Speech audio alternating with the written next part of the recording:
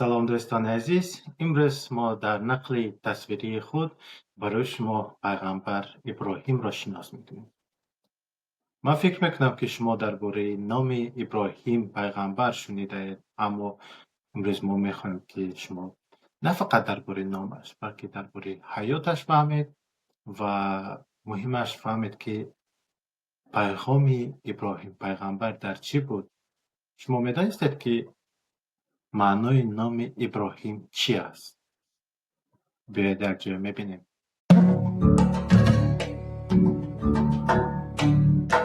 حکایه درباره ابراهیم پیغمبر.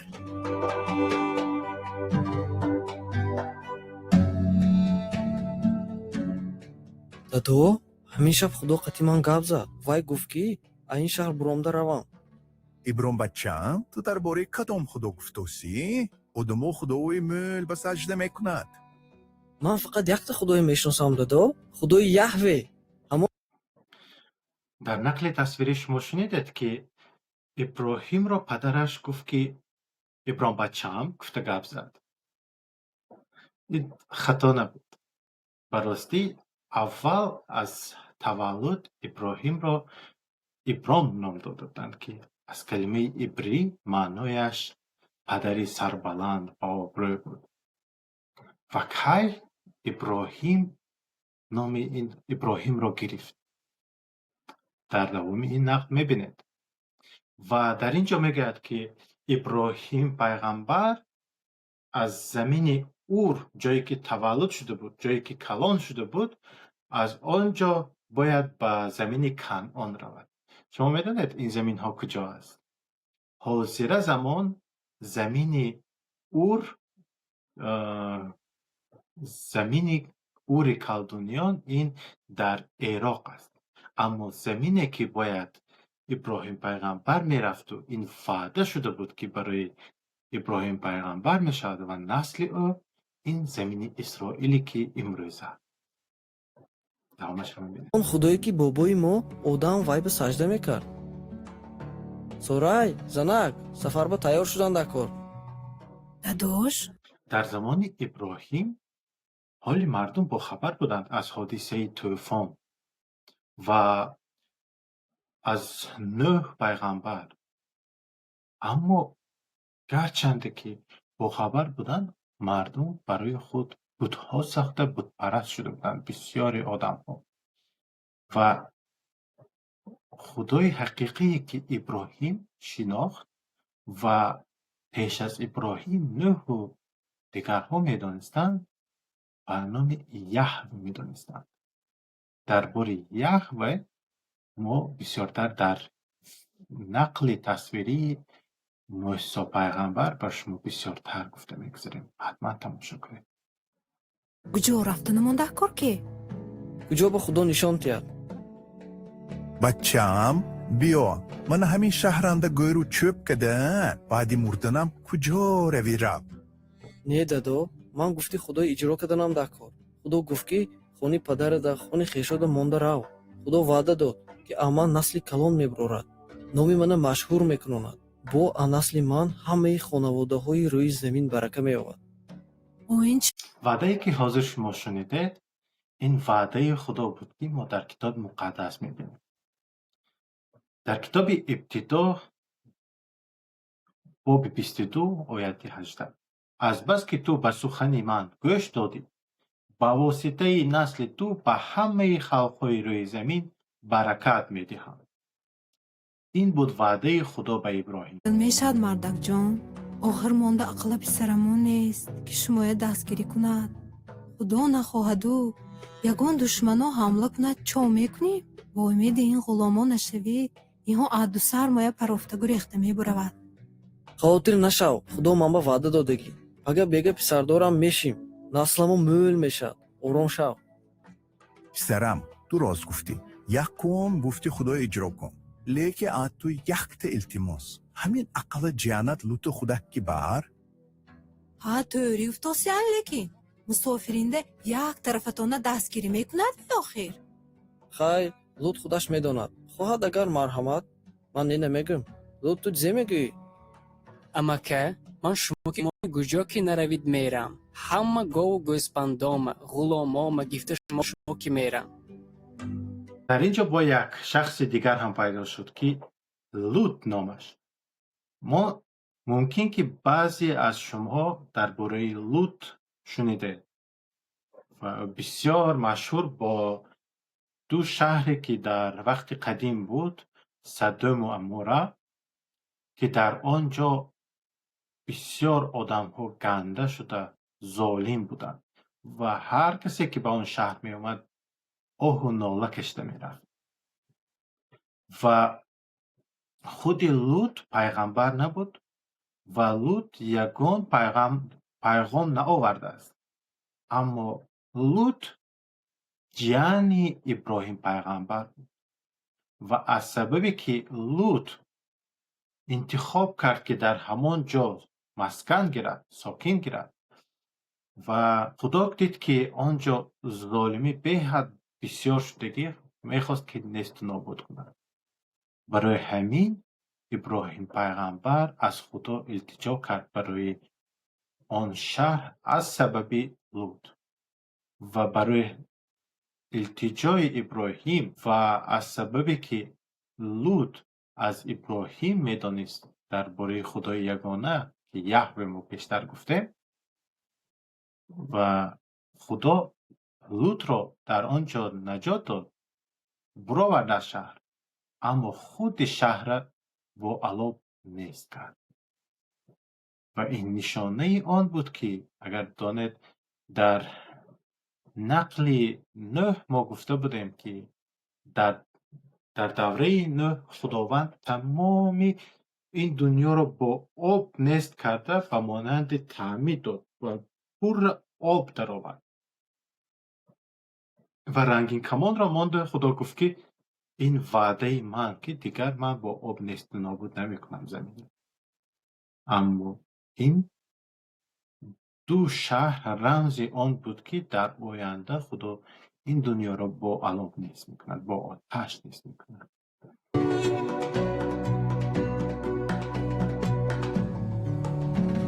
خدا نشان داد که حاضر به همینجا ایستیم. من یک قربانگاه ساخته خدای شکر میکنم که ما ساغ و سلامت تا همین جای آورده رسانید. پیشتر وقتی که آدم به یگان میانره و به یگان واسطه خدا که مناسبت داشت و نمی ترسید که میمورد و بعد بین آدم و خدا گناه پیدا شد که گناه نمی ماند که آدم با خدا مناسبت پیدا کند، چون که برای گناه غضب خدا می آمد. برای همین هر وقتی که آدم خدای می دید و یا خدا که مناسبت پیدا می کرد، آدم می ترسید که بناگاه از سبب من گناهکار بودگیم نمورم و برای همین پیش خدا و آمدن باید که ما همون گناه رو پوش کنیم بود و برای همین خدا برای ما، برای آدمیزاد یک قاعده داده بود که پیش خدا و آمدن با ما باید یک جا سازیم، جایی که ما میگیم مقدس، یک جای مخصوص. معنای مقدس همی که ما مخصوص جدا میکنیم، در آنجا حیوان بی عیب رو میگذارم، میکشیم و میسوزانیم که برای قربانی گناه ما گفته. در اینجا ما اقرار میشیم که پیش خداوند ما گناهکار هستیم و ما نشان میدیم که ما میخوایم که روپوش کنیم آن گناه ما و این قاعده وقتینچه بود و این رمز آن بود که در آینده قربانی اصلی میشد که ما در ویدیوی اسحاق بسیارتر میگیم. حتما تماشا کنید. алои ҳуқташ чӣ хел ҷо бошада? اینجا همش کانون گفتگی جا. اینجا به هر خیل قبیله ها زندگی میکنن. خلقش تماما رسوا، نه شرم و حیا ماندگی، نه ترسی خدا. اویشان کشتن و جنگ کردن. اگر باز درباره نوح پیغمبر ویدیوی ما رو تماشا کرده باشید، در نوح پیغمبر 3 پسر بود که پسری کلانیش نامش هام بود پسر کلونیش رو پسرش یعنی نبیره نوح پیغمبر نامش کنعان بود. از سببی که هم کار ناشایسته میکند بر ضد پدرش و نوح پیغمبر پسری هم کنعان را لعنت میکند. و عیناً در همین زمینه که امروزه اسرائیل است و به آن جایی که ابراهیم دعوت شده بود، در آنجا نسل کنعان زنده میکرد که نسل لعنت شده بود و آنها با هر گرسنگی کارهای رسواکاری، بت پرستی، زناکاری، هر کاری بدی را میکردند. در آنها یک خدای بت بعل بود که با آن خدا آنها فرزندهای خود را به قربانی می آوردند. دلم وهم گرفتاست. با ما هجوم نکند؟ не натарс. худо ваъда додагӣ ки ман ба ки нағзӣ кунад барака меёвад, ки душманӣ кунад худо вай ҷазоша метиҳад. ӯй элиозар, хаймаи ману сорая пеши ҳу ана вай дарахча бизан.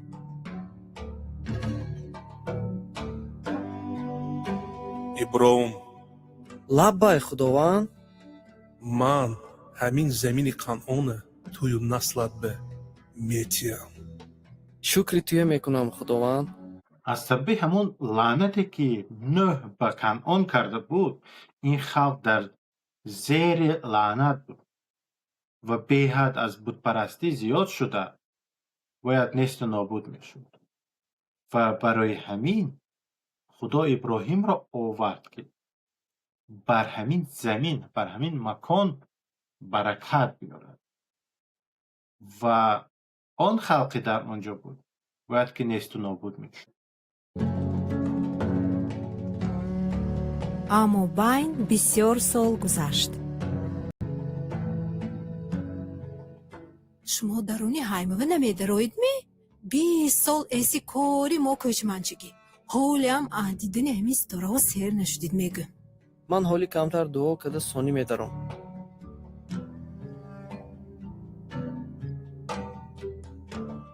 иброҳим, лаббай худо. ягон чиз натарс. ман паноҳгоҳи туям ва мукофоти ту бузург.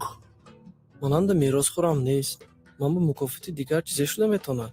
худованд, ту ман ба ягон фарзанд надодӣ. акнун ба оям меросам хизматгузорам элиозар. همون وقتی که خدا به ابراهیم وعده داده گفت که از این زمینت، از خانوادت برو به همون زمین کنعان رفت و من نسل توی بسیار میکنم گفته بود. 20 سال گذشت که ابراهیم و سارا فرزند نداشتند. خداوند بسیار آنها برکت داد، بسیار بایگری و بسیار مال و ملک داشتند، اما پسر نداشتند که میراثشان رو گذارند به وی. و اکنون اگر آنها فرزنددار شوند این باید معجزه میشد. не меросхӯри ту хизматгор намешад. писари ҷигарбандат меросхӯрат мешад. ана ситораҳои осмон ба будагӣ ва нигоҳ кун. агар тони ин ситораҳое ҳисоб кун, насли туям ҳамин хел бешумор мешад. ин замина ҳам ман насли ту медиҳам.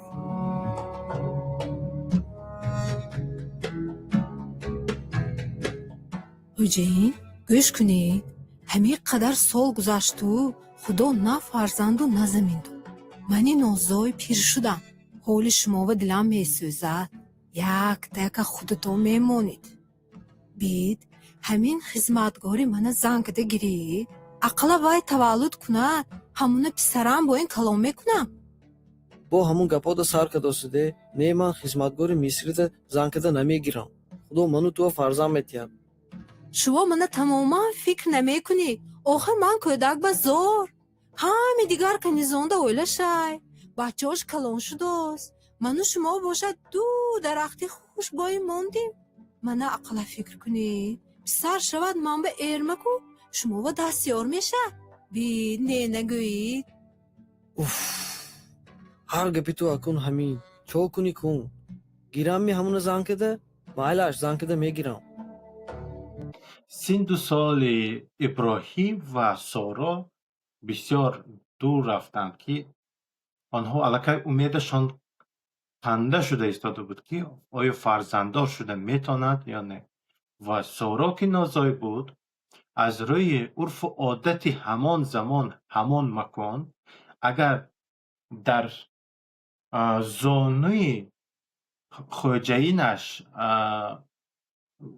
خدمتگارش برای وی تولد کند، باید برای آن خوجینش پسر تولد میکرد.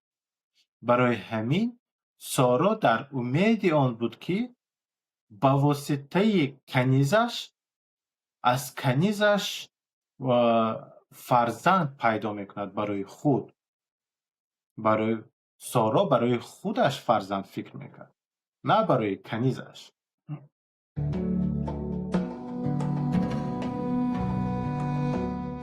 هاجر تو کجانده بودی؟ توی اکافتن بیحال شدیم. من از دستی سورای خانم از پشت گریختگی بودم. میخواستم میسته بگریزم. بیاباننده فرشته خدا پیدا شده گفت که نزدی سورای خانم گشته اومده و یک گپش به گوش کنم. من هم به گشته اومدم. برعکس، وقتی که هاجر کنیز سارا دید که حامله دار شد، وی خودش را دیگر غلام ندید، اما خودش را برابر خوجینش حساب کرده خوجینش را حرمت نکرد و دیگر نخواست که فرزندش فرزندی خوجینش حساب گردد. ما در کتاب ابتدا باب 16:4 میخوانیم در این چیز: چون هاجر فهمید که حامله است، سارای را پسند نکرد. سپس سارای به ابرام گفت: همش عیب توست. من خودم هاجر را به تو دادم و چون دید که حامله است مرا پسند نمی کند. خداوند حکم کند که حق به جانب من است یا تو. ابرام به سارای گفت: آخر او کنیز توست و چی طرزی که میخواهی با او رفتار کن. بعد سارای کنیزش را چنان سخت عذاب داد که وی گریخته رفت. گفت که نسل من همه قمل میشد که هیچ کس شمارز نمیتونند. با گفت که این کودک پسر میشده سو نامش اسماعیل مانیم بود است، چون که خداوند عذاب من شنید. چنان که درباره لوط گفتیم که لوط خودش پیغمبر نبود و یگان پیغام از خدا نآورد، اسماعیل هم همین خیل بود. اسماعیل در نقشه خدا نبود و خدا اسماعیل را پیغمبر نگرفته است. اسماعیل فقط خواست سارا بود که پسردار شود. فقط همین. هاجر که از ظلم سارا خوجینش عذاب کشیده، اطاعت نکرده، گریخت، در بیابان بود که در وقت مشکلیش با خدا فیغان کشید و در اونجا خدا شنیده فرشته اش رو فرستاد. فرشته به هاجر گفت که برگرد به خوجین خودت. این بود برای ابراهیم، از سبب ابراهیم. و خدا گفت که کودک تولد میکنید، نامش را اسماعیل میماند. اسماعیل از کلمه عبری اشمع ال، که اشمع میشنود، ال خدا، خدا میشنود معنوش. کاری نقص کردی که گشت آمدی. خدا خواهد پسرچه دار میشیم.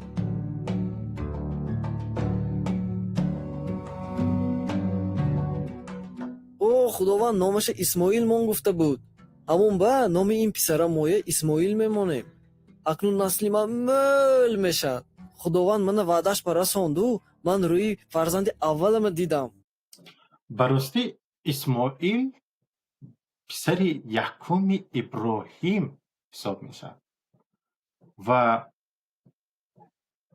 از روی منطق اگر گوییم باید که اسماعیل میراثخوار اساسی ابراهیم باید میشد. ولی اینجا یک چیز هست که خدایی که وعده داد به ابراهیم که من نسل توی زیاد میکنم، من توی برکت میتیم، با واسطه نسل تو دیگر خلقهای برکت میتیم. وای نگفت که ابراهیم چیکار میکنیم؟ تو زنت نوزای، فرزند نمیداری، فرزندت نیست، بیا همین هاجر گیر، از هاجر فرزنددار شو. خدا این چیز نگفت و این نقشه خدا نبود که اسماعیل تولد شود. این خواهش تنها سارا بود و از سبب این ابراهیم و سارا انتخاب کرد این راه را و اسماعیل تولد شد. خدا وعده داد که اسماعیل هم برکت میده، اما این نقشه خدا نبود و وعده خدا نبود که به ابراهیم از هاجر پسر تولد میشد. ман худои қодири тавоно, як умр пеши ман барҳои рост кади беайб зиндагӣ кун.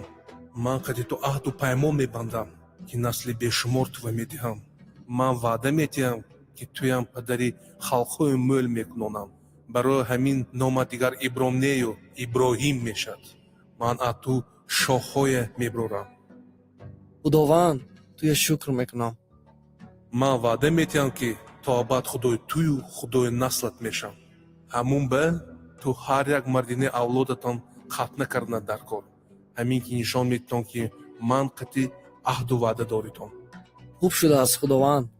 номи занат акнун сораи нею соро мешад.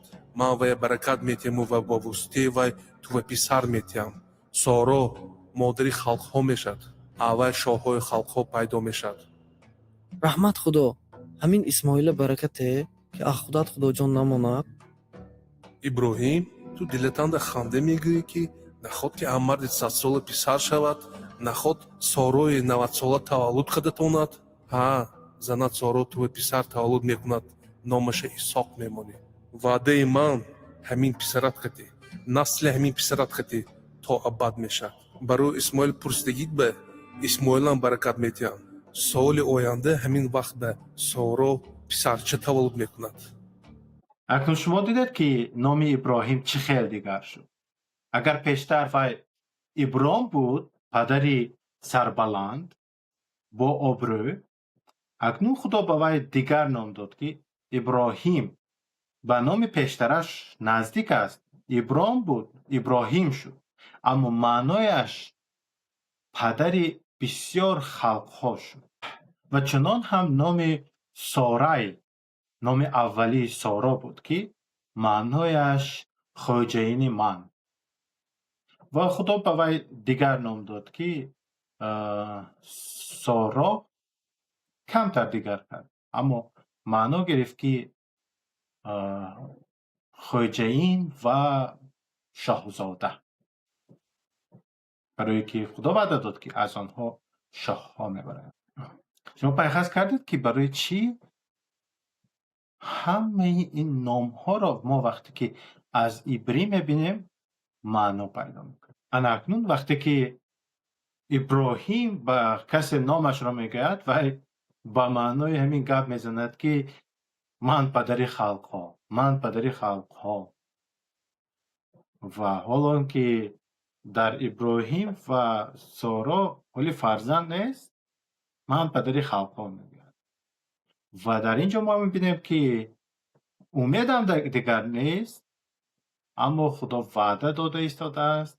این یک خصلت خدا که کارهای امکان ناپذیر را او به عمل میآورد که آدمیزاد معجزه خداوند را دیده باوریش، ایمانش مستحکم گردد. و خدا همراه ابراهیم عهد بسته با وی رمز عهد را داد که هر یک پسری ابراهیم اینچنان ابراهیم باید ختنه شود.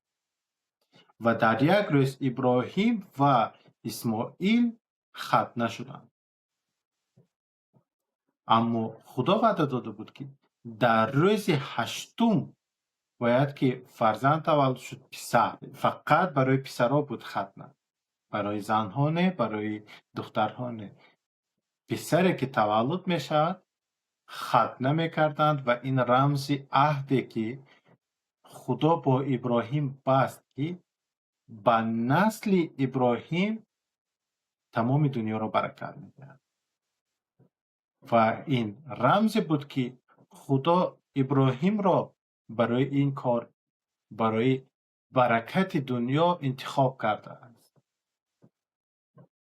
و این رمز در آینده معنای خود را داشت که این رمز جسم بود و آینده ما میبینیم که رمز روحانی، یعنی که ختنه دل باید شود که ما در ویدیوی موسی پیغمبر بار بسیارتر درباره آن گپ می‌زنیم. و اکنون وقتی که ابراهیم از هاجر پسردار شد و امید ابراهیم بود که انا همین پسر من، انا همین میراثخور من و وعده خدا با همین میرود، خدا گفت که نه، نسل تو دیگر اسحاق تولد میشد و وعده من با اسحاق میشد. اگر که این خیلی نمی بود و وعده با اسماعیل تعلق می داشت، دیگر حاجت نبود که به طور معجزه اسحاق تولد شود. اما تولد اسحاق به طور معجزه که در سن و سال پیرانسالگی و سارای که نوزای بود آنها تولد کردند و خدا گفت که همین وعده من با همین اسحاق میشد، برکت با تمور اسحاق میرود. بیکار بنه که اگر بینیم دیگر همه پیغمبرها یعقوب و یوسف و داوود و سلیمان و غیره همه از نسل یعقوب آمدند و خداوند در حقیقت اسماعیل را برکت داد. اسماعیل از آن مکان دور رفت و ما دیگر از نسل اسماعیل بعضی خبرها بود، اما آن نسل کنده میشد و دیگر از نسل اسماعیل یگان علاقمندی نیست به تمور اسحاق که پیغمبران از همون نسل می آمدند و گپ می زدند، پیغام می آوردند. 1 سال گذشت. خداوند шукр ту мекунам ки мани 100 солава як мӯъҷизи калон карда ваъда иҷро кардӣ. аз рӯи гуфтат номаша исҳоқ мондем, 8 рӯзагишанда хатна кардем.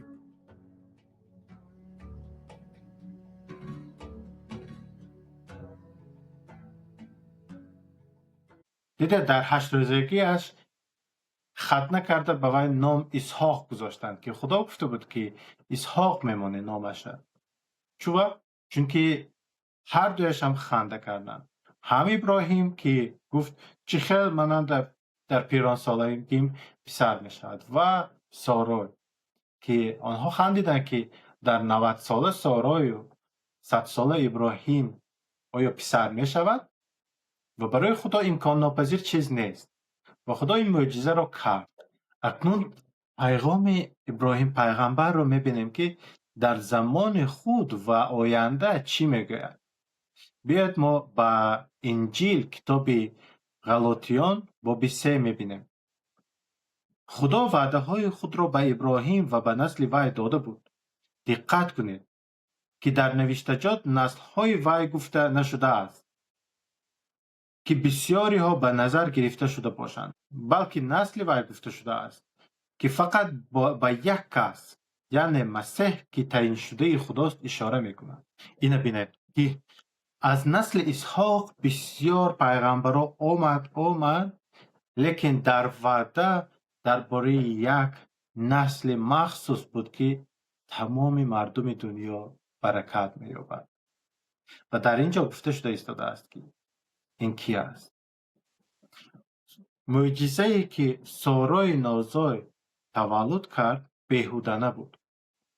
2000 سال گذشتن بعد به طور از این هم معجزه بزرگ که با کیره دختری ولی به شوهر مریم حامله شده معجزه‌ناک تولد کرد و آن نام هم خدا خودش به واسطه فرشته ها به مریم گفت که یشوع عیسی می شود که معنایش از عبری یشوع نجاتی همون خدای یهوه. و شما میگید که این چه خیلی برکت.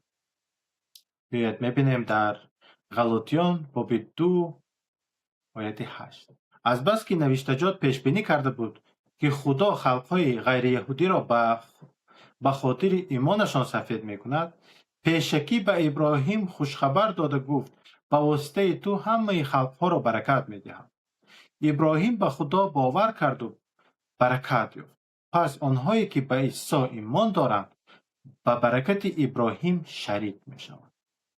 یادتون هست درباره قربانی گپ زدیم که ما باید با قربانی با یک خون حیوان بی عیب را ریخته گناه خودمون را پیش کنیم و آن چیز همش وقتینچه بود برای وقتی معین و همون نجات دهنده عیسی مسیح که آمد از نسل ابراهیم و جای همون قربانی را گرفت و خودش قربان شد برای هر یک ما، برای گناه های ما، برای همون گناه را نیست کردن. اگر پیشتر قربانی حیوان بی عیب فقط روی پوش میکرد، اکنون قربانی اصلی که عیسی مسیح با بدن خود آورد این گناه ما را نیست میکند و اکنون ما جرأت پیدا کرده میتوانیم پیش خداوند بیاییم و با خداوند مناسبت سازیم برای آنکه آن چیزی که بین ما و خدا ایستاده بود گناه که غضب خدای می آورد اکنون عیسی مسیح از بین برد. وقتی که ما عیسی مسیح به ایمان می بیاریم دیگر همین معما در بین ما و خداوند نیست. ما آزادانه پیش خدا آمده می توانیم برای آنکه خون عیسی مسیح کفارت یعنی که نرخ گناه های ما شده است.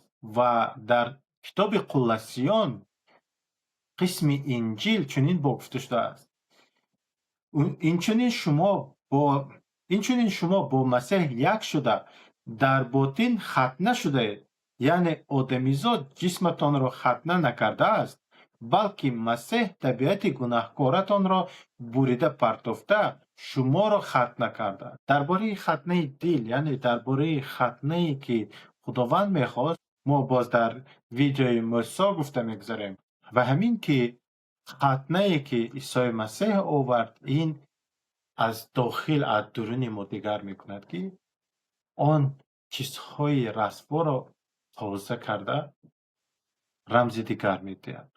و پیغام ابراهیم پیغمبر در امروزینه زمان ما همین است که فرزندی که به واسطه او نسلی که به واسطه او خدا تمام مایه برکت میدهد خلق غیر یهود را این عیسی مسیح است که آمد و قربانی شد برای گناه من و شما.